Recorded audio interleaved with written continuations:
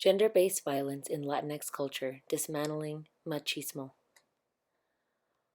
1 in 3 women globally experience violence by a partner. I want you to think of 3 different women you know, and I want you to pick one. Then I want you to think of their partner. And then, if you know 3 more women, do it again and again. How many victims do you know? How many offenders? This is just a portion of the people affected by gender-based violence. Of course, men experience gender-based violence, gay men, straight men, trans, but not at the same rates.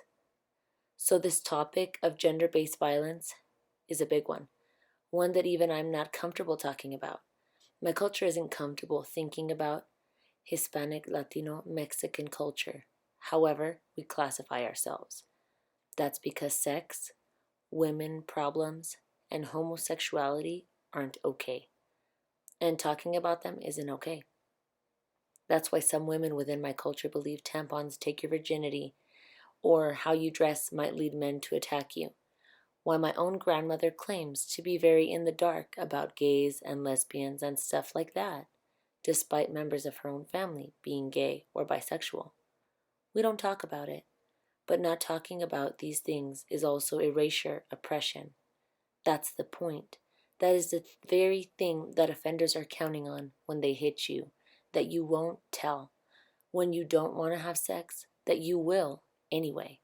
When they rape you or sodomize you or beat you up, that you won't say, it's because I'm gay or lesbian or trans that I was attacked. That you will feel ashamed of who you are. That you won't go to the police because you are a prostitute or a stripper, or because you're not here legally, or your family isn't here legally. And they can keep doing it, and you deserve it. When I first started this project, I wasn't thinking about the full impact that culture has on gender-based violence. This idea that Latinx or Hispanic or Mexican culture is somehow responsible for the way gender is perceived within the culture, and that in turn, these norms justify and contribute to violence and a culture of violence. That is something I didn't fully appreciate. This culture has a name. It is called machismo. Machismo is a display of behavior based on aggressive male pride. It says, I am more than women, and I have to prove this. Some hold the thought that the need to assert masculinity and superiority over others is rooted in insecurity. And if I look at American culture, I can see what that might look like for Latinos. Someone coming to this country for a better life, to escape poverty, corruption, violence, machismo, and living the rest of their life on the outskirts of society, working menial jobs or doing manual labor for less money and respect, having the same desires to provide a good life for family as any American, but not being paid a livable wage. And if that's not enough, wanting more than anything to be accepted, to fit in here, and so compensating in any way that might make one seem more normal or manly. This pride says gays are a threat to mainstreaming. This pride says I'm virile and women are for sex and childbearing. And so the cycle continues with sons and daughters. But what the numbers suggest is that Hispanics have a disproportionately high rate of incarceration. Hispanics also have the highest rate of domestic violence. The fact that there may be a high dark figure of crime within this population, due in part to immigration status or underreporting, is even more troublesome. The implication of such data are that Hispanics are victimized not only by the structure and norms of the society in which they live, but by each other. The logical course would be to stop these cycles, the cycle of machismo and everything that comes with it, the cycle of victimization. I grew up in the 90s, so let's just say I had plenty of exposure to pop culture. There was a show about gay people on TV. There were popular Latinx or Hispanic artists, though both men and women were heavily sexualized. I never imagined the things we have now. Gay Ricky Martin, who never tires of talking about his coming out and his family. Cassandro, el exótico, who has become well known far beyond the borderland.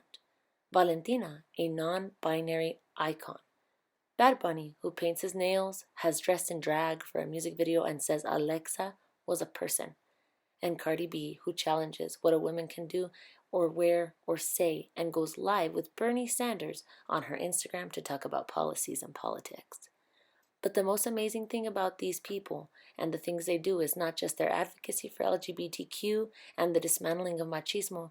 The most important thing is that their very success is reflective of the fact that Hispanics, Latinx people can be ourselves.